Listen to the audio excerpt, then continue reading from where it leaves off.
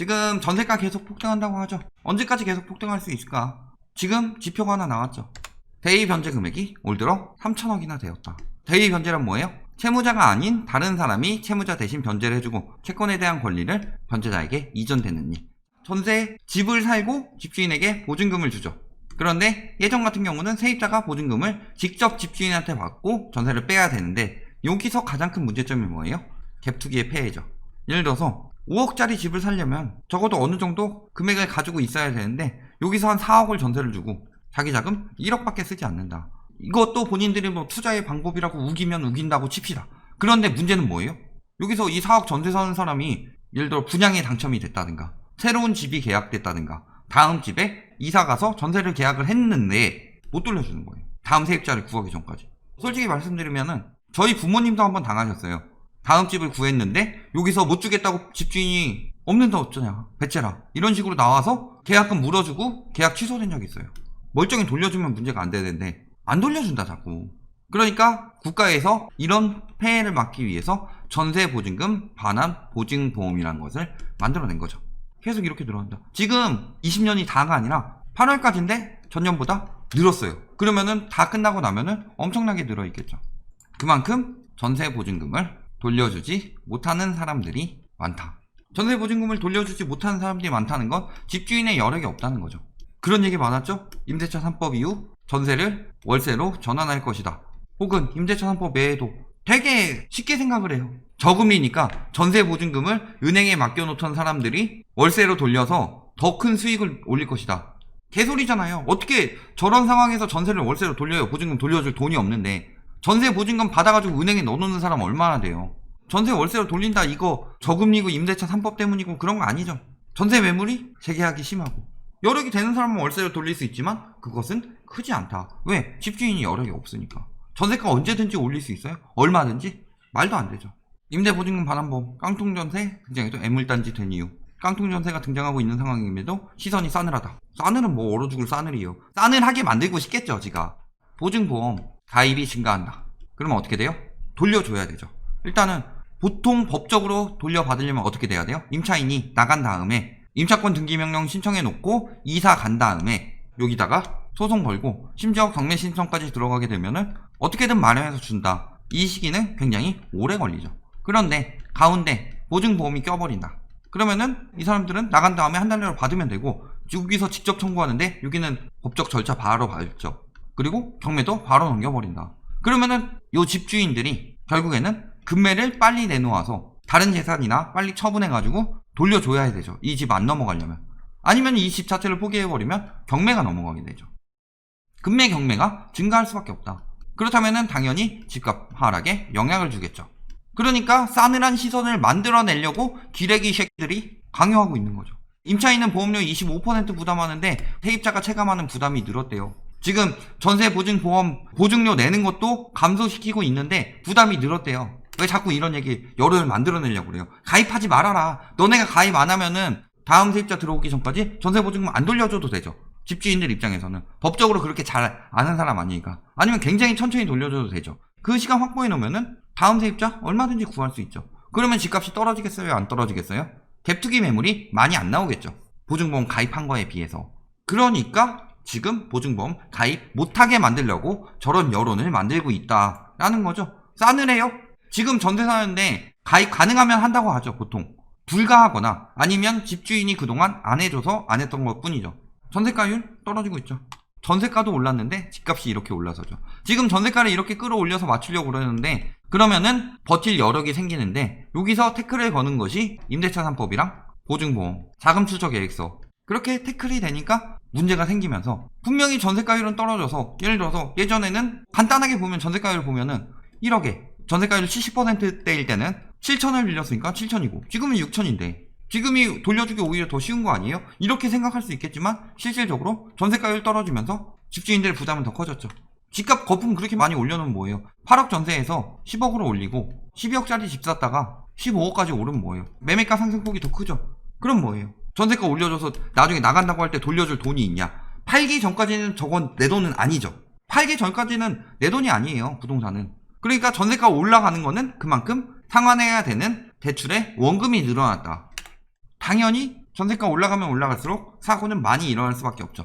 그리고 이렇게 많이 터지고 있다는 것, 앞으로 깡통전세, 역전세 난 가능성도 굉장히 높아지고 있다는 거죠. 집주인들이 전세값 돌려주지 못하면서 있어주세요, 낮춰줄 테니까 이런 식으로 돌아가게 되는 순간 역전세 난은 터진다. 다만 지금 임대차 3법 때문에 언론에서 자꾸 여론을 만들어내니까 신규 전세가가 오르고 있는 거죠. 나중에 거기 다 엄청난 입주가 계획되어 있는데 한 3, 4년 뒤에 봐봐요. 전세가 엄청나게 떨어져 있을 것이다. 그런데 자극적으로 하고 있죠. 집주인 역봉 시작하면서 세입자 면접. 이 정도 되는 아주 극히 일부 사례죠. 왜? 일단은 월세면은 가능하죠. 월세면 보증금 얼마 안 되니까 빌려서 돌려주고 나중에 5%씩 밖에 못 올리니까 엄청나게 많이 낼 수 있는 세입자를 받는다. 하지만 전세 같은 경우는 돌려줄 수가 없다. 예전 같으면은 인정의 기대죠. 아, 다음 세입자 올 때까지 내가 돈이 없어서 그래. 못 준다는데 어째? 배째가 가능했는데 배째가 안 되고 있죠. 전세 보증금, 보증보험을 의무적으로 가입시켜요. 그러면은 보증보험에서 일단 돌려주고 당장 내놓으라고 그러니까 압박 들어오기 시작하죠. 배째 안 되죠. 파도가 한번 지나가고 나면은 분명히 전세가는 그 다음에 안정될 수밖에 없다. 근데 이렇게 월세 사례 같은 거 들고 오면서 임차인 의심하면서 뭐 임차인 신혼부부이고 자녀가 없고 매물 방문은 부부가 함께 올 것 뭐 이런 거 있었죠. 뭐 학점 뭐 3.5 이상 뭐 이런 막 조건들이 있었죠. 이런 거 다 전세 매물 맞아요? 전세 매물에서 저런 경우는 극히 일부다. 돌려줄 돈이 없으니까. 진짜 대부분 저런 식으로 갑질하는 임대인들은 월세 정도겠죠. 보증금이 적은. 그래서 돌려줄 여력이 되는. 그 정도지. 전세는 그렇게 쉽게 안 된다. 자기가 그 돈은 어디서 마련해요. 그런데 지금 자꾸 임대차 3법 때문에 사이가 벌어졌다라고 하는데 임대차 3법 때문에 벌어진 게 아니라 원래 당연히 그렇게 안정되게 했어야 하는 건데 그동안 임대인들이 갑질하던 거를 조금 못하게 막으니까 언론들이 난리치고 있는 거죠. 특히 빌라 전세 조심하셔야 돼요. 무게푸기. 매매가 전세가 동일시. 어떤 식으로 분양한다? 2억짜리 빌라가 있다. 그러면 처음에는 2억에 분양을 하려고 그래요. 근데 분양 되나요? 빌라 사요? 신축 빌라 안 사는 이유 정해져 있죠. 안 산다. 그러니까 뭐예요? 2억 전세를 구해요. 그러면은 전세금은 돌려받을 수 있다고 생각하고 2억 전세를 들어가는 사람이 있죠. 그러면은 바지사장한테 떠넘겨 버린다. 이 바지사장들 뭐예요? 이걸로 수수료 받죠. 신축 9억 알 2개 200만원 받겠다. 200만원 받고 내가 명의 가져가겠다. 그럼 빌라 그 사람은 털고 빠질 수 있죠. 업자는. 그리고 이 바지사장은 나중에 전세금 돌려달라고 했을 때 돈 없어 배째 들어가는 거죠. 이런 바지사장 출신들에게는 대부분 뭐도 안 해준다? 보증보험도 안 해준다. 확인해봐야 되죠. 100만원만 떨어져도 바로 깡통전세 신세가 될 가능성이 높다. 처벌 수입. 보증보험에 의무 가입해야 하고 위반하면 최고 2천만원의 벌금과 최장 2년의 징역에 처한다. 약하죠. 최저, 최단 뭐 이렇게 바꿔주면 모를까. 최고 2천만원의 벌금이 아니라 추징을 해야 되죠. 5억 정도 피해를 입혔다. 추징을 한 3억밖에 못했다. 그러면 나머지 2억에다가 곱하기 2배에서 벌금 때려야죠. 그래야지 남의 돈 가지고 저런 짓 못하죠. 동탄 300제 그런 쓰레기 짓거리 못하죠. 세입자 분쟁, 세배 폭증. 아니 이거는 분쟁보다는 문의가 많죠. 고소건수예요? 상담건수예요. 상담건수. 모르니까 법이 새로 나왔어요. 당연히 모르니까 상담하는 건데 이걸 가지고 분쟁이라고 표현하고 있어요. 쓰레기 같은 기레기가. 집주인 흉기로 찌른 80대 남성 실형. 임대인과 임차인의 싸움을 붙이는 거는 임대차 3법이 아니라 언론이다. 누가 봐도 그렇죠. 경매 대비해야 되죠. 전세 사시는 분들 항상 들어가기 전에 조심해야 될 것들은 제가 꼭 몇 가지 준비하는데 지금 전세 계약 시 등기부등본 꼭 확인하셔야 되죠.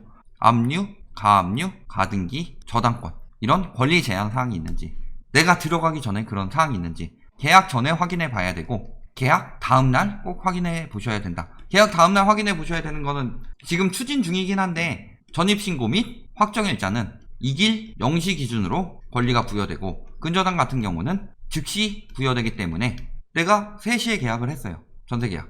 근데 집주인들 갑질 많이 한다고 그랬죠. 그래서 집주인이 갑이시여서 4시에 근저당을 받는다. 그러면은 근저당은 내시고 내 거는 다음날 0시니까 근저당이 선순위로 올라가 버린다. 경매 넘어가면은 근저당부터 빼가고 그 다음에 전세 자금이 들어온다. 그러니까 꼭 확인하셔야 되는 거죠. 갑구, 을구 이런데 목적, 가압류, 압류, 경매 개시 결정 이런데 들어가면 큰일 나죠.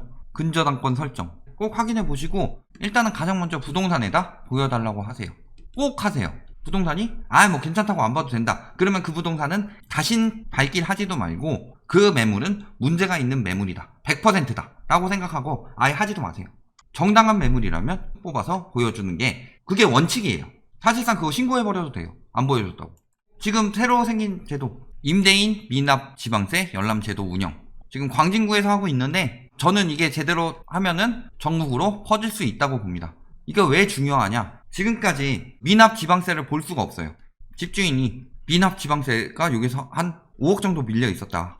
이 건물이 가치가 한 8억 정도 돼요. 근데 전세 5억을 받아요. 모르죠. 그런데 갑자기 이 집이 공매로 넘어가게 되죠. 문제는 지방세 같은 경우는 미납 시점부터 들어가는 거죠.